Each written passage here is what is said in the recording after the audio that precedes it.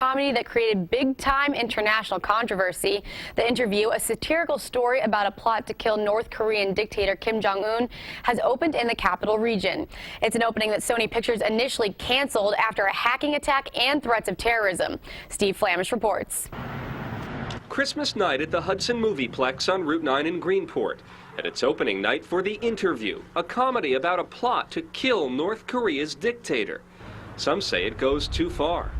Well, with all due respect to freedom of speech and someone who's really an advocate of that, I do believe that the movie that talks about killing someone, especially someone in a government that's very explosive, is not a very wise movie to make. And if they made a movie about killing our president, I don't think we'd be too happy either.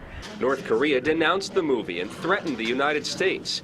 But that emboldened a few of the people who lined up to buy a ticket. I thought it was important for us to show that even if we may not like the movie, no one should tell us we can't see the movie.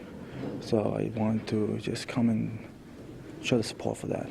And when it came time for the first showing, 81 people filled the seats, a near-capacity audience. I'm going to North Korea! In the end, the Seth Rogen-James Franco comedy left them laughing. I thought it was funny. The two were friends and they were funny, and they saved the puppy, and and it was just a really good movie. I enjoyed it. A few people who saw the film say they now understand why North Korea is so upset about it. But they insist a movie is just a movie.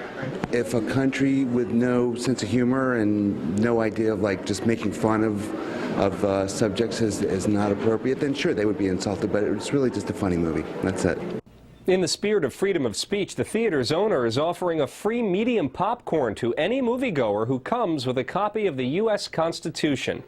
Locally, only the Hudson Movieplex and the North Adams Movieplex are showing the film, though it's also available online through Google Play, Sony, YouTube, and Xbox Live. Reporting in the newsroom, Steve Flamish, News Channel 13 Today. Meanwhile, Sony's online PlayStation Store and Microsoft's Xbox site experienced disruptions to users on Christmas Day in the latest possible cyber attack. A hacker group calling itself Lizard Squad tweeted that it shut down Sony and Microsoft networks by overwhelming company servers with fake user traffic. The companies acknowledged technical problems and released statements saying they're working to resolve it immediately. A New York City man is arrested on weapons charges after police say someone at a bank overheard him talking on the phone about killing police officers. The caller told police the man was talking about how he had several guns at his home. Police eventually tracked down a car matching his description and pulled over the 38-year-old Queens resident. Later, police say they got permission from the man's wife to search their home. That's when police say they found 2 guns, 2 bulletproof vests, a gun holster, and brass knuckles. This is just one of at least 6 arrests relating to threats against the NYPD since 2 officers were gunned down in their patrol car on Saturday.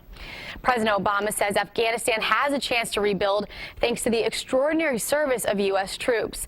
The president honored troops on Christmas at a Marine base in Hawaii. Meanwhile, in less than a week, the United States officially hands Afghanistan security over to the Afghan government. But critics worry Afghanistan isn't ready to stand on its own. Richard Jordan reports this morning from Washington. Hello, everybody. Merry Christmas. The president and first lady greeted service members at a Marine base in Hawaii. But it's those deployed in Afghanistan that are most impacted by the message he delivered and his outlook for that country's future. Afghanistan has a chance to rebuild its own country. We are safer. It's not going to be a source of terrorist attacks again. The withdrawal in a few days will lead to more reunions like this, a moment many military families have been waiting well over a decade for. The last year has been among the deadliest for Afghan soldiers and police officers. So to help keep the country stable, nearly 11,000 U.S. troops will stay in Afghanistan over the next few months. We've got a pretty important mission here, so it's an honor to be a part of that, but at the same time, it's a little bit difficult being away from home. Senator John McCain spent Christmas in Kabul. He assured the Afghan president the U.S. will not abandon Afghanistan even after American soldiers are gone. I believe that we are now in a time where with proper support and proper effort, partnership with the United States in every way, including militarily and economically. The U.S. is prepared to leave, but some critics aren't so sure Afghanistan can stand on its own. The president says U.S. service members will now focus on other priorities at the top of the list, fighting Ebola in West Africa. Meanwhile, Senator John McCain is traveling to Iraq today, another country where some people believe the U.S. should still be involved. Richard Jordan, NBC News, Washington. A Cohoes woman calls it a Christmas miracle, a very special gift from a very special person. Ben Amy has the story. He loved playing Santa the most. He absolutely loved Christmas Eve. Erin Cirilli still holds fond memories of Christmases spent with her father over the years. He just wanted to bring cheer and everything to everyone. Earlier this year, her father realized he wasn't going to be able to spend another Christmas with his family. He wasn't feeling so hot in August, and then in September, he just passed away suddenly.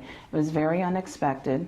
But her father had a plan. With the help of Erin's sister, a box with her name on it appeared on her back porch Christmas Eve, months after her father passed away. And it said, "Erin, Dad got you this in the summer for Christmas.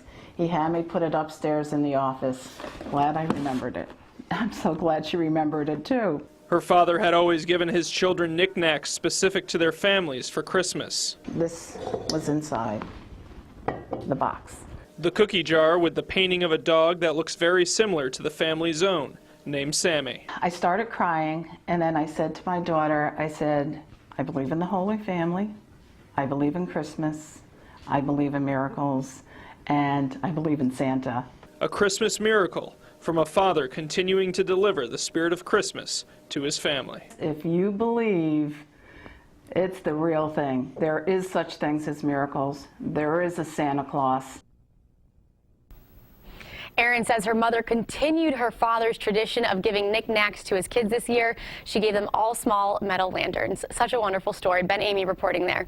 It was a rather warm Christmas day, but can we expect the mild air to stick around going into the weekend? Neil Asano is back with your first warning forecast. And remembering loved ones, memorials are planned to honor the lives lost in a vicious tsunami 10 years ago.